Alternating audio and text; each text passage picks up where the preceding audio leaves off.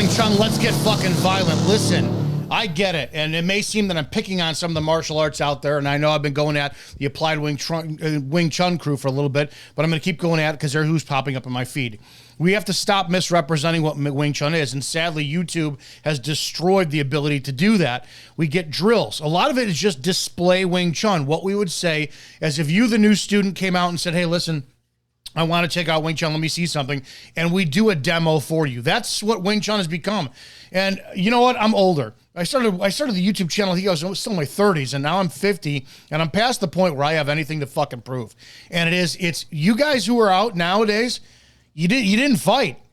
You didn't fight. You legally couldn't. Fights end up with arrests now. Used to be years ago, you got in a brawl and fucking whoever was standing licked their wounds and was embarrassed. Whoever got knocked out licked their wounds and was embarrassed, and then you maybe became friends afterwards. The cops never got involved. So we can't fight nowadays, or you guys will glove up and you'll call it we're fighting. And then don't tell me that your Sifu is a fucking badass, because your Sifu is in a controlled environment where you automatically lose because your mindset is he is the Sifu. I can't, there's nothing I can hold a candle against him. If your Sifu went out, didn't have any YouTube notoriety, and went out in public and somebody got into a fight, I can guarantee you shit might go a little bit sideways for him, because that's the reality of fighting. This is where we have to get to in the truth of martial arts if we're going to talk about it. So we have to have these conversations. I want to go over this again today, talking about the Pak Sau. Again, one of the most misunderstood and also misapplied tool in the Wing Chun syllabus. It's a fucking strike. That's all it is. I'm going to look at from Ultimate Martial Arts Academy. I think their stuff is great. I'll tell you this, Sifu's in better shape than I am. If we touched hands, he's going to beat me because he's got better cardio endurance. He's taller. He looks taller than I am. He looks younger than I am. There's a lot of factors. But if somebody is going to learn Wing Chun and they come across this, this is not Wing Chun. This is horse shit. We need to take a look at it.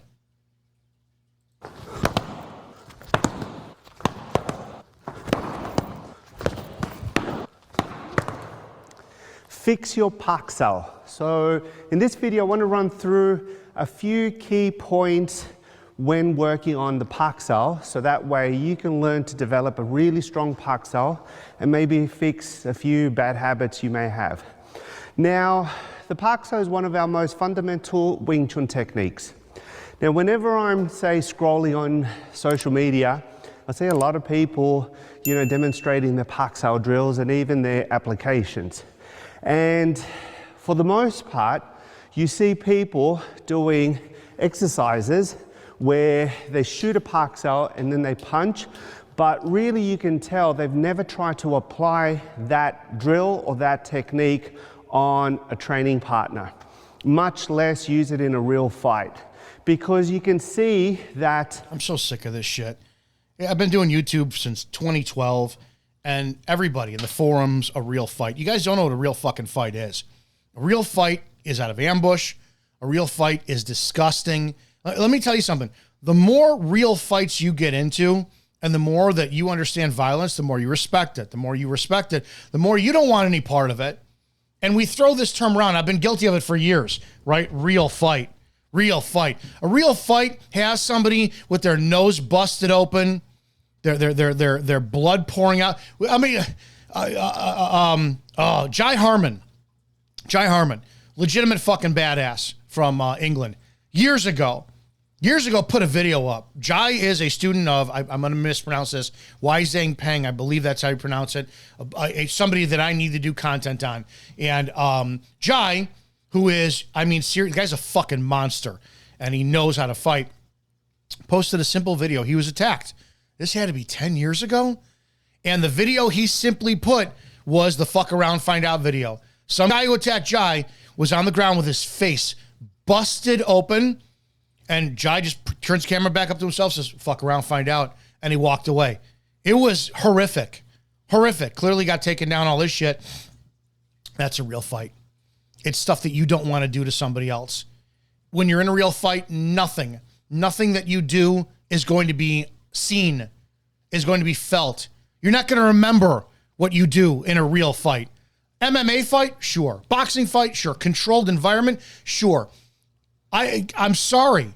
Most of you, have never been in a real fight. And I'm not even talking about an agreed upon meet me at the bike rack after school, because you'll only take that so far.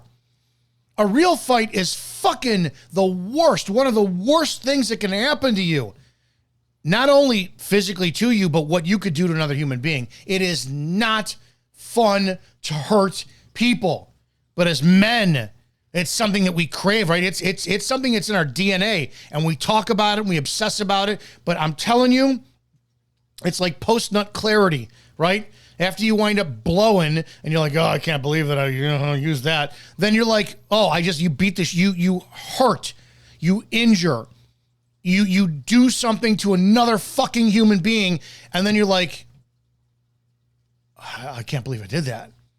It's horrible. So when we throw this shit around, stop. 90% of you are never going to get in a real fight ever in your life. And I pray for that.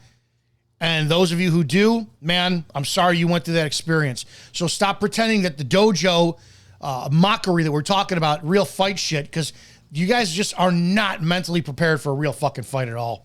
Especially when you trained all gloved up. You want to do real fucking fight shit? Go ahead and risk, even during drilling, you getting a boxing fracture, you breaking a finger, you getting your tooth knocked out, your lips split because you're fucking training the way you should. This shit, I hate it. I've hated it for years. We do pad work with bare knuckles. We don't fucking glove up. We don't sit there and put pads on our bones. I hate this shit. This represents the pussified Wing Chun of the world. The distance between the Pak Sau hand and the punch is completely off. And you can see that whenever they execute the Pak Sau, they're not really protecting their face.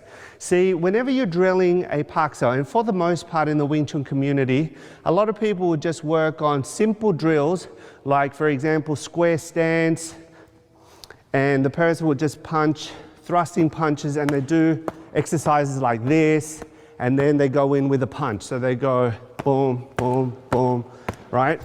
And then they can punch back, or they go 1, 2, and then hit back. Now, it's all good if you're working on that for, say, developing coordination, hand-to-eye coordination, fun drill. But if you're looking at developing a strong Pak Sau for you to stop someone's punch, that drill won't take you there. You should never be looking to develop a Pak Sau to stop somebody's punch. That's not what it's for. The Pak Sau is to destroy anything in your fucking path. You're not stopping a punch. You are continuing to the core. End of story. Pak Sau is not a parry. Pak Sau is not a bridging technique. Pak Sau, like everything else, like Tan Sau, even like Bong Sau, is a fucking attack. And your Pak Sau needs to be from the point you launch it through their spine. If you are not Pak Sauing with the intent that it is a devastating strike, then you're not doing Pak Sau.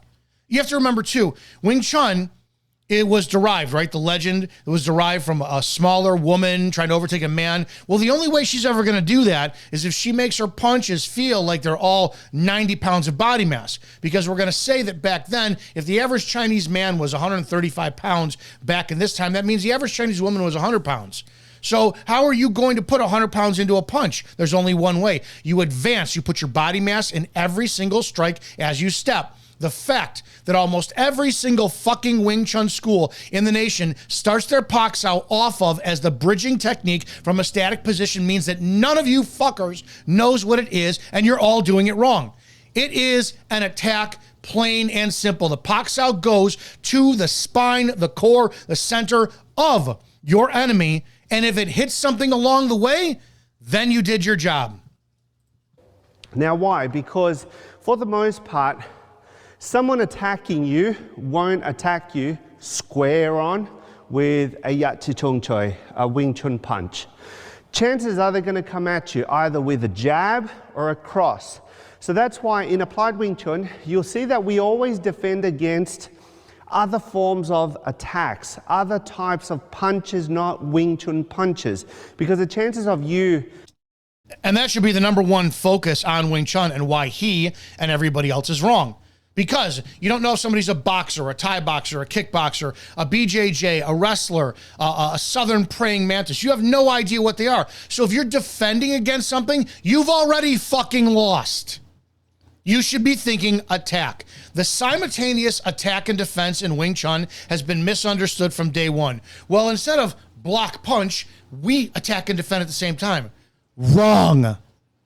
Everything in Wing Chun is dictated by the centerline punch from the very first movement, which means by attacking, you are defending. That's the simultaneous attack and defense at the same time. You should never be thinking, oh, am I looking for a boxing stance? Oh, am I looking for a Muay Thai stance? Oh, is this an Eskrima stance? Oh, capoeira. And you should be like, fuck this. I am going in with as many points of contact as possible and annihilating this motherfucker. But you guys don't think about that in Wing Chun.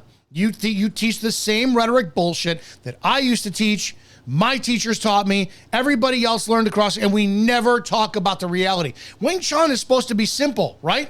Because everything is an attack. But if you teach in simplicity, you can't collect tuition extensively. If your syllabus to get somebody prepped for Wing Chun is just a year, you're going to be turning over students like crazy. You're not going to be getting private lessons or shit. So we had to make it an art that would teach people. Yeah, you need about 5 solid fucking years of Wing Chun to be really proficient, but not the way we teach it. You see people like my second Sifu, who's got people in for 20 fucking years. They don't even know the third form. It is what it is. You get the Lung Ting lineage. You got to get to level 24 before we even give you your first student teacher certification. It's a business. Fighting another Wing Chun guy on the street are slim to none. So that's why many times people will see my videos and they won't understand, they'll say, oh, that's not Wing Chun because of what they see on the screen. But truly, if you look at it, you see the defender is always doing Wing Chun. The attacker is doing something else. That's why you'll see these high kicks and whatever type. And that's why you don't teach Wing Chun. You're teaching a defender. Your terminology right there already puts somebody in a frame of mind. They're on the receiving end of what. All it takes is somebody throwing out a feint and then going in for a takedown, and almost every single time, it is the greatest tactic against a Wing Chun guy. Literally, I was going to do some, I can't remember his name, but somebody else is doing Wing Chun versus wrestling crap. All you have to do is go, whoop, like you're going to fake and shoot, and then shoot again. The Wing Chun guy will fall for it 100% of the time because they're waiting for this shit. They do not understand, you don't wait. You don't wait. That's how the smaller people survive in the attacks. It's how it's always been, but nobody wants to address it. Punch because that's how you're meant to train your martial art, to deal with any form of attack. So then, if Sean's feeding me jabs, right?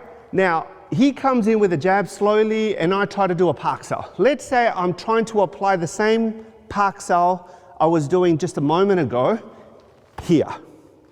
Right, so the problem with this is that, number one, stop, the distance between my Pak Sau hand and my punching hand. It's completely off. Now you'll see that that arm is there, even though Sean and I pretty much... Because all of your mentality is on the Pak Sau. It should be the strike, and that Pak is going out there to pave the way for the strike. So if the Pak meets him at the elbow, it's a Pak Sau. If the Pak meets him at the tricep, it's a Pak Sau. If the Pak Sau meets him in the fucking face, it's a Pak Sau. This is getting overcomplicated as years go on so that we can create more YouTube content and less real fighting application. Same height, same reach, but already he can reach me, I can't reach him, just because of how I've positioned my shoulders, my stance, and I'm not fully committing to the Pak Sau. So even if I snap it here, and I try to go... Oh, that's not a Pak Sau, that's a parry. That's a JKD parry. Power. He's a strong guy. So for me to move that arm just by a quick, sharp little snap, it won't cut it. And why would... No, it won't cut it, which is why your entire body mass has to be put behind it, which is why it's not a Pak Sau if you're just doing it as a defense. Your Pak Sau needs to be full commitment, and you guys still don't get that. Someone set you up with a jab if they're not going to launch a cross or launch a kick. So you really have to take these points into consideration when using your Pak Sau. So Another thing, if he's coming at me with a jab, and let's say he's not a trained fighter, so he comes... I swear to God, if and when I ever start doing instructional videos again, they're going to be the shortest shit in the world. They're not going to be 20-minute videos. They're going to be, here's your Wing Chun Pak Sau. Right in, that's it. All right, see you in the next video. We did this. We allowed social media, YouTube, the over-analytical breakdown of our martial art to deteriorate it. We did. I'm part of the problem. Comes in something like this. So this Pak Sau won't even stop. Because that's not a Pak Sau, it's a parry. Because of how he's positioned his elbow, because that type of punch is completely opposite to the Wing Chun way. So if he's punching with a Wing Chun punch, then of course I can stop it. He comes at me with the elbow high, then I'm going to completely miss that punch. So in applying Wing Chun... That's why we do not chase the arms. We don't ever think about what they're throwing. If you do that, you will be at least one beat behind the movement and set up to have your ass handed to you. When we Pak Sau, we want to Pak Sau covering the whole area. So we want to keep the arm in a position that's strategic. The hand is higher, close to our forehead, slapping down. So then if he launches a Pak Sau, if he launches a jab, then I can cover the whole area and... Did nothing to disturb his balance. This is the entire thing. The point of why Brazilian Jiu-Jitsu and wrestling and even judo are so phenomenal is because it's a destruction of the balance of your enemy. The easiest way to win a fight is to take your enemy's balance. If they don't have balance, they don't have mass behind their strike. If they don't have balance, they can't stay on their feet. If they're not on their feet, they go to the ground. And yeah, then you're going to wind up having an issue. If you don't know BJJ, stomp on their fucking head. Or run. But when you don't, if your Tan Sau, your Bong Sau, your Pak Sau, your punch, if none of your tools disturb the balance of the person that is feeding you or attacking you with the punches, you're not doing Wing Chun. Look at this again. Watch as he does it. Watch as, I don't know this guy's name, he feeds the punches. He's swatting down.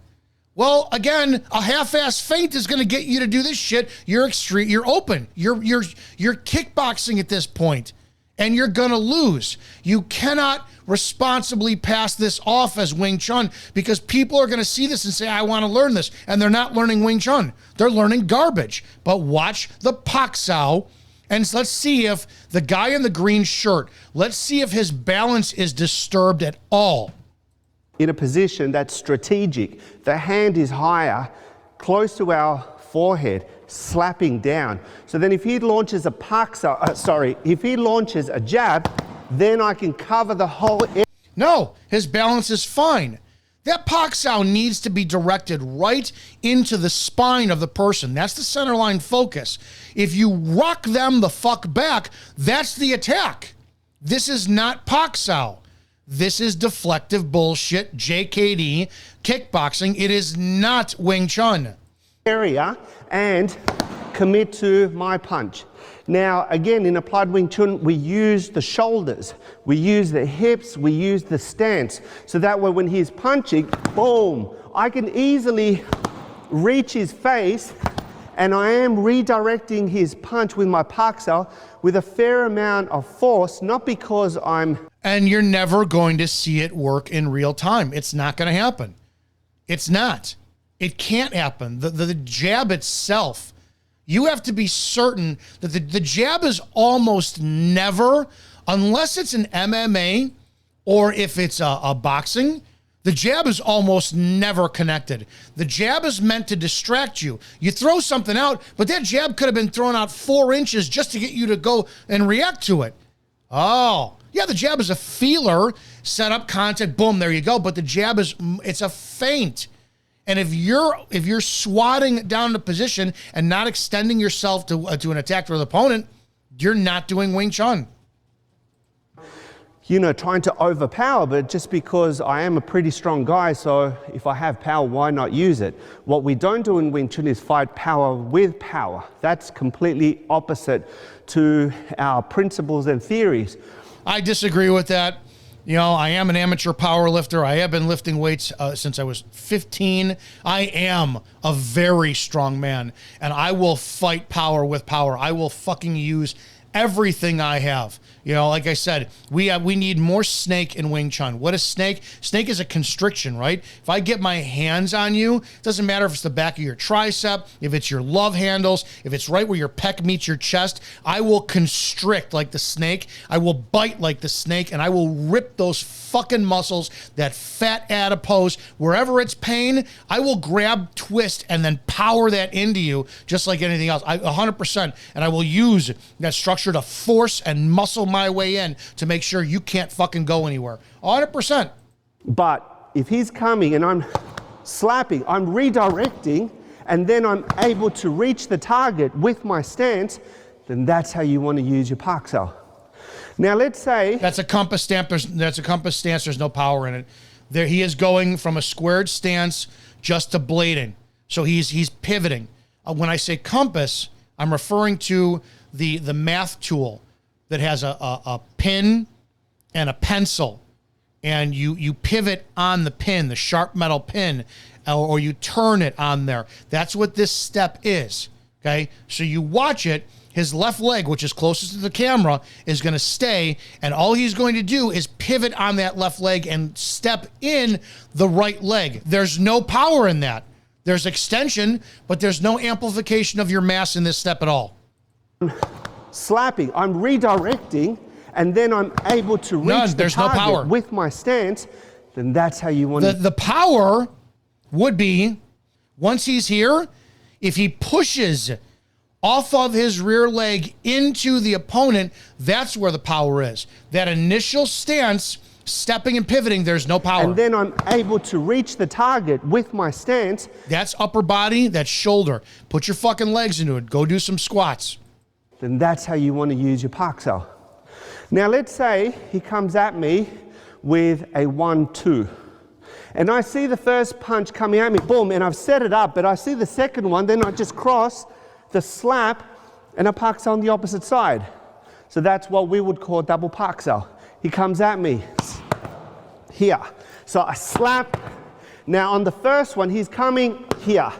I'm setting up. And they're also leaning their spine. They're violating head over hips over feet. So again, when you start to lean like this. The second one, right? So then once again, we go 1-2, boom, boom. You see how they lean. Think about it this way. If you squat with a barbell on your back and your spine is able to take all that weight, what happens if you lean? You're compromising your structure. The purpose of the Wing Chun stance is to take the pressure you're getting in from somebody, take it into your spine, and distribute it out into the earth like a perfect tripod, like a pyramid. One of the most strong, I guess the arch is the strongest structure known to man, but the pyramid is also one of the strongest structures known to man. Well, if you deviate off of that, the weight distribution is off and you will collapse. You have to stop teaching this. Boom, boom. And of course, the footwork. You need to support your Pak Sau with your stance. There's no power in that footwork. Watch this. And of course, the footwork. You need to support your Pak Sau. There's no projecting their body mass off of what the rear leg would be. I'm very critical of the 70-30 stance. I am a 50-50 stance, but all it takes is 1% of weight change. 50-50 to then 49-51. The one that's got 51% pressure, you blast off of that one. It takes a nanosecond to do. If you do not have that, you don't have power in your strike. With your stance. So that's an easy way to deal with these type of punches using an effective Pak Sau. There was no effective Pak Sau in this at all. It did. Here's why. It did not affect his structure. The guy in the green shirt, it did not affect his balance or his structure whatsoever. So it is not an effective Pak Sau. Say now we have a hook coming at us. Now, a lot of people in the Wing Chun community will want to use a Tan Sau. And we do use a Tan Sau against a hook. But fighting happens too fast for you to be thinking. You only react. He should be stepping in. Hook. You see a hook punch? It should be stepping in. Pak Sau to the face, to the throat, Pak Sau to grab it, or strike to the throat. Let me see this in action. Let me have faith that you know what you're doing. And when you react with your habits, right? So now, let's say if I was already punching for whatever reason, and I see a hook coming at me, and I reacted with my Pak Sau by turning, covering this area, then I can easily use a Pak Sau against a hook. Once again, as long as I do the hook like the way I was taught, covering the whole area where you're exposed and not doing this type of Pak Sau, because if he came with a hook and I go, boom, I'm gonna eat that punch. But if I'm covering, he comes in with a hook. It's timing as well too. If his punch is too slow, you will miff it. If his punch is too fast, you won't get it. There is no difference in the two Pak Saus that you just showed. This is fundamental concept of being a defensive mindset or an attacking mindset. And again, you're now compromising your structure by leaning as you're doing this. I'm a wrestler. I will take you the fuck down. Any skilled grappler would love to have you off balance, because as they're hooking, they're still going to sit there. What are they going to? Power right in. It is this again. I don't care anymore about offending people. This is bullshit Wing Chun. That if you're looking to get in the art, this is what makes our art look bad. This crap misrepresents Wing Chun. This is not Wing Chun. Boom, you can drop that Pak Sau and go in with your punch with no problems. So that's how you would use a good Pak Sau against a hook. You just don't ever fucking do this against a hook. Don't ever listen to anybody says hook punch and you could defend it. You would better. I think the basic thing is cover your head and go right in with a hook punch. Because if you want to get on the inside of that, there's 3 stages to every attack: infancy, adolescent, adult. Well, do you want to get hit by an infant, an adolescent, or an adult? I want to get hit by the baby. I'm going in. If somebody tells you to measure and time and use your non-focused vision, pick it up peripherally, and go ahead and sweep the area to pick up a fucking punch, a hook punch, they have never been in a fight. It's even a wild haymaker. This is some of the most irresponsible Wing Chun shit I've ever seen. Intercept, follow up, right? So the intercept, okay, intercept. Then he's JKD. Then they're mixing JKD bullshit in this. The fact that this is still being taught is just it's heartbreaking. And he comes in, boom, it goes back in. Okay. Now, if I am facing in the complete opposite direction, I've got my right foot here, he's launching the hook, I just step into it. Oh, fuck. Right? Step in, Why are you stepping into the attack and not the person? Listen very carefully. 2 objects cannot occupy the same space at the same time. I have 2 water bottles, okay? And this water bottle can't occupy this water bottle space unless it pushes it out. So if this water bottle had arms and threw a hook punch, why does this water bottle want to face it and attack it? What this water bottle should do is when the punch goes, attack in the space. When you attack the space of the person who's attacking you with a punch, you take the mustard, the power, the leverage, the balance out of their attack. It's why we don't give a fuck about what somebody throws at us. And when their attack comes in, you attack right in and that person's balance is gone. They have no power throwing a punch. Again, do not listen to this man and this style of teaching for Wing Chun unless you want it for health and fitness purposes, unless you want it for sport, unless you are looking to do specifically applied Wing Chun. This stuff will get your ass kicked in the real world. Now, why can I do that? Because I have the confidence that I can pull off this technique with no problems. It's been tested thousands of times. So I step. No, it hasn't. It's been tested thousands of times in a controlled environment in your gym.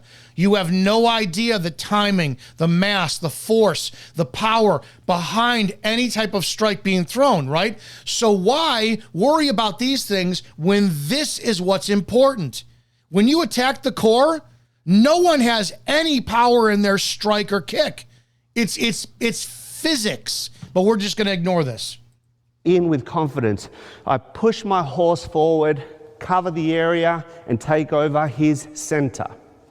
Now, on the last one, we've dealt with straights, we've dealt with hooks.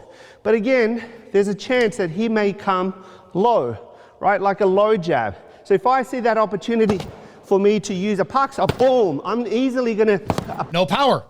No power. Again, no power whatsoever. You're retreating with your attack instead of going in.